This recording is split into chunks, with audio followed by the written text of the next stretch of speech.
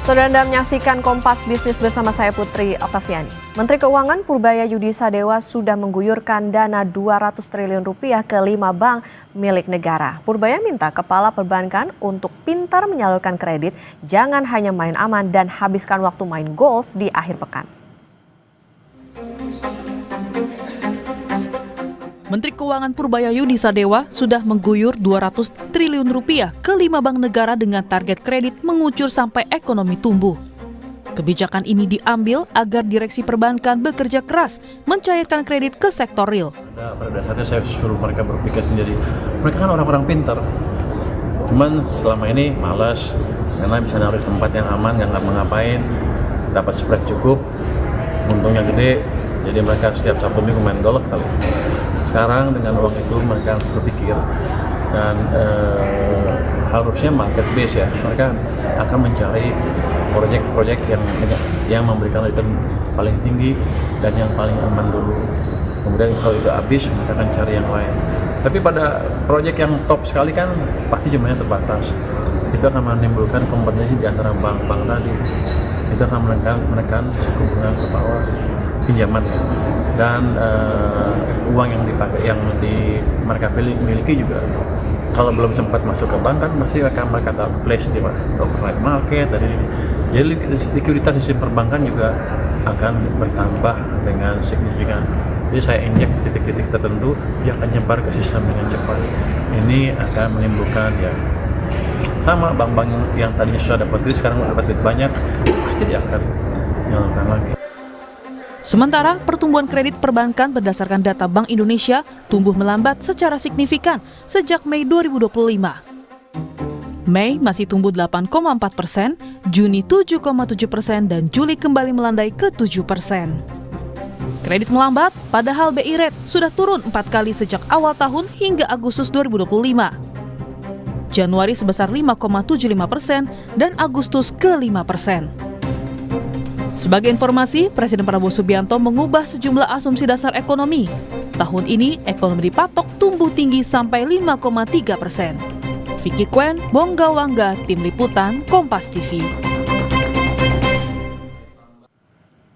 Saudara Menteri Keuangan Purbaya Yudi Sadewa pakai taktik gaspol memaksa ekonomi bergerak dengan menarik duit di Bank Indonesia. Purbaya juga mau direksi Bank Himbara bekerja lebih keras, tidak hanya bermain golf di weekend. Saat fiskal ngebut, bagaimana strategi moneter Bank Indonesia? Tahan BI Rate atau turunkan BI Rate? Kompas Bisnis akan tanya ke Kepala Ekonom Bank Sentral Asia David Sumual. Selamat pagi Pak David.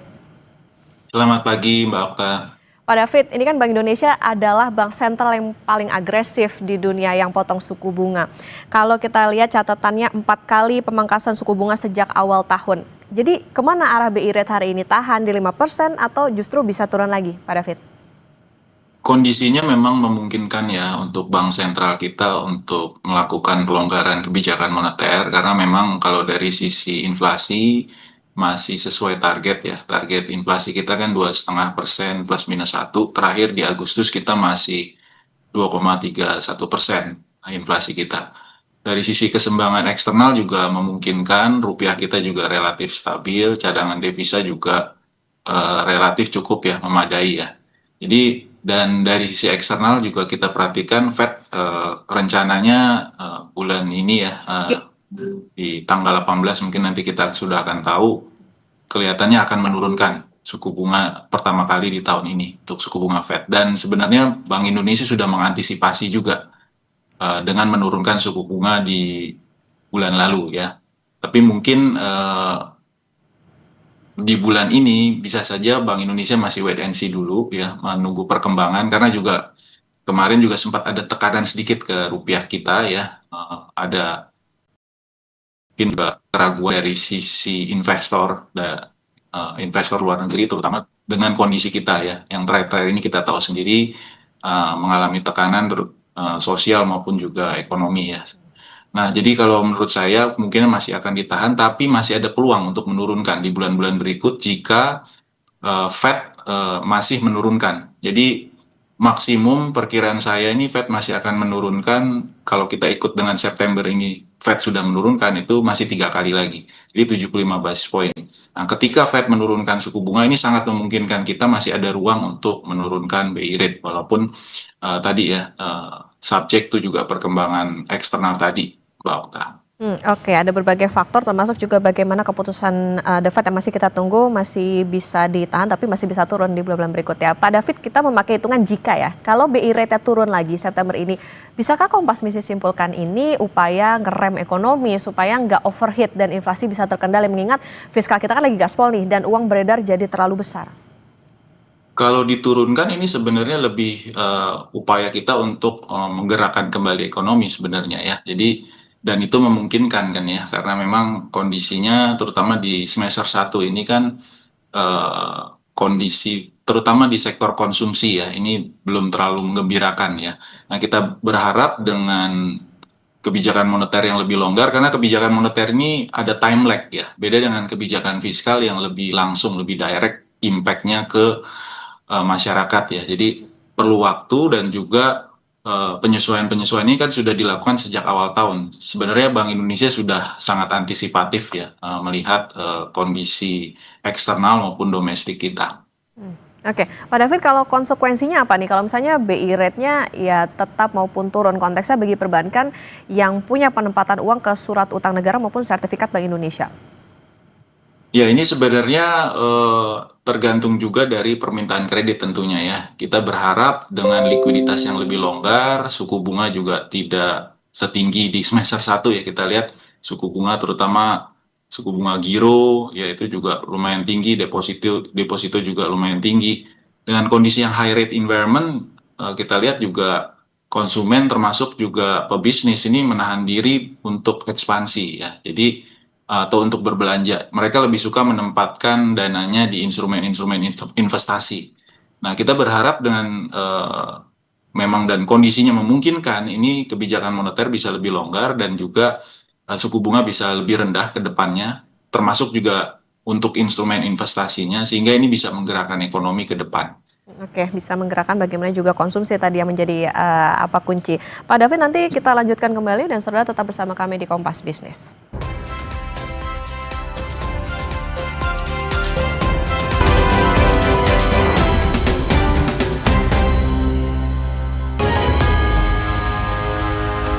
Kembali di Kompas Bisnis, saudara, dan kita akan melanjutkan perbincangan bersama Kepala Ekonom Bank Sentral Asia, David Sumual. Pak David, kita lanjutkan kembali.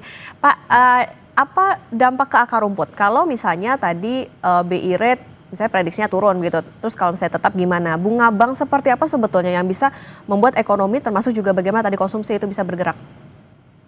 Ya, kita berharap tadi ya, kalau suku bunga kebijakan memang trennya seperti itu. Kalau misalnya suku bunga kebijakan diturunkan, itu ada transmisi tentunya ke suku bunga simpanan maupun pinjaman, walaupun ini memerlukan waktu yang seperti saya katakan tadi. Dan tergantung juga kondisi di sektor realnya tentunya di lapangan. Apakah confidence dari pelaku usaha termasuk juga konsumen itu seperti apa ya. Kalau mereka melihat memang kondisi bisnis membaik, ya tentunya mereka akan mengambil kredit yang lebih tinggi ke depannya. Dan ini juga kembali kita melihat akan ada perputaran ekonomi yang lebih cepat ya. Jadi secara teoritis seperti itu, tapi prakteknya juga pastinya pelaku usaha akan melihat kondisi ya. Mereka tentunya tidak ingin ketika kondisi bisnis sebenarnya tidak begitu baik, mereka mengambil kredit lebih besar, tentunya mereka juga memikirkan bagaimana untuk mencicilnya nanti ke depan. Tapi kalau confidence ini membaik ya dari sisi pelaku usaha maupun konsumen, ini tentunya akan menggerakkan ekonomi lebih cepat lagi ke depan. Oke, ada upaya yang bisa dilakukan oleh Bank Indonesia, tapi tentu kita melihat juga bagaimana sektor real yang terjadi di dalam negeri. Pak David, tentang pemindahan uang Kemenq dari BI ke perbankan Himbara, ini kan bank didorong menyalurkan kredit ke sektor real. In this economy, apakah permintaan kredit itu masih ada, Pak? Kalaupun ada, apakah perbankan secara umum, nggak hanya Himbara nih, tapi ini mau memberikan? Ya, paling tidak ini akan menjadi lokomotif ya, karena kan kita lihat selain ada dana 200 triliun yang diberikan, tapi juga pemerintah mengeluarkan paket-paket ekonomi ya. Jadi ada paket 17 itu ya, 8 plus 5 plus 5 ya, plus 4 plus 5 ya. Jadi kita berharap dari kebijakan tersebut juga ini bisa menjadi pendorong ya, paling tidak dari sisi demand, dari sisi permintaan itu, karena kan ini sifatnya direct ya, kalau kebijakan fiskal seperti pengurangan PPh 21, lalu ada kebijakan juga cash for works dan lain-lain, ini dana langsung masuk ke kantong masyarakat ya, dan ini tentunya bisa langsung dibelanjakan juga untuk produk-produk lain sehingga menggerakkan permintaan juga secara agregat.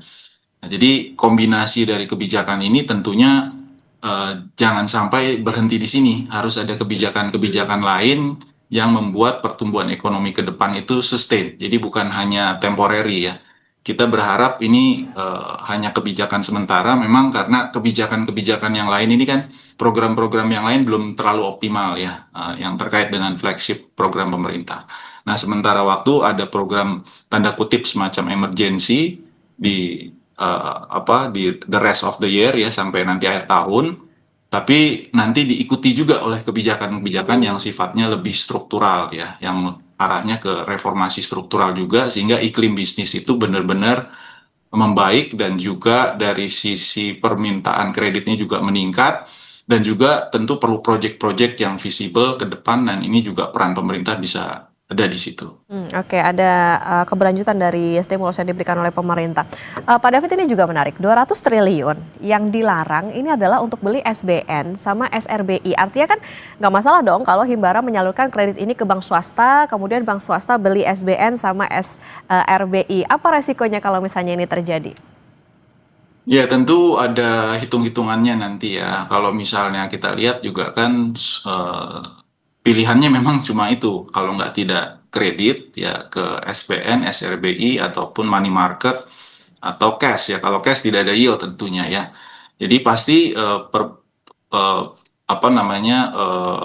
bank-bank tersebut pasti sudah ada target ya kredit yang mereka sudah kaji saat ini ya. Tentu untuk kita berharap itu ke arah sektor yang produktif ya, dan berharap juga nanti dari pergerakan ekonomi yang lebih sustain ke depannya. Jadi saya berharap ini lebih ke arah kredit tentunya daripada kan sudah tidak boleh ke SRBI maupun ke SBN ya, tapi ke money market masih bisa. Tapi money market juga daya serapnya tentu terbatas ya. Dan kalau kita lihat sebenarnya juga dari suku bunga juga sudah mendekati dengan suku bunga yang diberikan pemerintah ke bank-bank Himbara kan. Pemerintah itu kalau kita hitung-hitung 4%, sedangkan suku bunga antar bank juga kurang lebih sudah sama gitu ya. Oke. Nah, kembali lagi ke target pertumbuhan ekonomi pada David tahun ini kan diubah ke 5,3%. Mungkinkah tercapai dengan manuver fiskal yang jauh berbeda dengan 10 tahun terakhir? Ya, sebenarnya ini masih bisa dicapai ya. Tinggal kita tentu bukan hanya dari sisi ada tadi eksekusi kebijakan, tapi juga komunikasi kebijakannya perlu digencarkan juga ya. Bahwa ini tujuannya tentu tahap awal seperti ini, nanti ke depannya kita akan lengkapi dengan kebijakan-kebijakan yang lebih antisipatif juga ya, bukan hanya kuratif. Ini kan saya melihatnya ini hanya sebagai kebijakan yang mungkin kita lakukan sampai akhir tahun ya, dalam rangka juga mengoptimalkan anggaran. Tapi ke depan tentu perlu komunikasi-komunikasi yang lebih baik sehingga confidence dari pebisnis ini semakin meningkat ke depannya, Mbak Okta. Oke, Pak David, penegasan artinya kan ini nanti kita masih menunggu tentunya bagaimana hasil dari rapat Dewan Gubernur, hasil RDG, bagaimana BI Rate dan lain sebagainya.